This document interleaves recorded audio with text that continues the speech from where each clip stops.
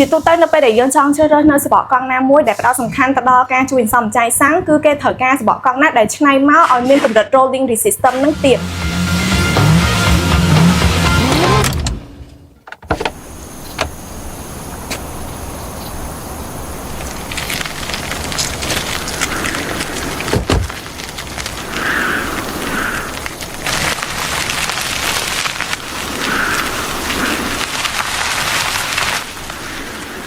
តាមរយៈការធ្វើវីដេអូតេស្តសាកល្បងរបស់សម្បកកង់ Michelin មួយនឹងធ្វើឲ្យយើងដឹងថាសរុបជារួមមកគឺគុណតម្លៃរបស់សម្បកកង់មួយគឺវាខុសទៅតាមប្រភេទម៉ាកជាទូទៅនៅពេលដែលយើងចង់ជ្រើសរើសនៅសម្បកកង់ណាមួយដែលផ្ដោតសំខាន់ទៅដល់ការជួយសន្សំចៃសាំងគឺគេត្រូវការសម្បកកង់ណាដែលឆ្នៃមកឲ្យមានកម្រិត rolling resistance នឹងទៀត rolling resistance គឺជាកម្លាំងមួយដែលវាប្រឆាំងជាមួយនឹងការរំកិលទៅមុខរបស់រថយន្តនៅពេលដែលរថយន្តកាន់តែខំប្រឹង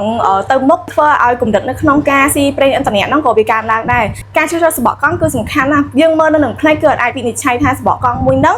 វាមានគុណភាពបែបណាត្រូវជាមួយនឹងតម្លៃបែបហ្នឹងអត់ទេមិនថាពណ៌របស់សាច់កៅស៊ូកង់ហ្នឹងមិនថាសាច់កៅស៊ូកង់ហ្នឹងគឺថាវាធ្វើមកពីកៅស៊ូតែមួយគុណភាពវាជីបានដូចតែគ្នាវាអាចជីបានដូចគ្នាមែនក៏ប៉ុន្តែ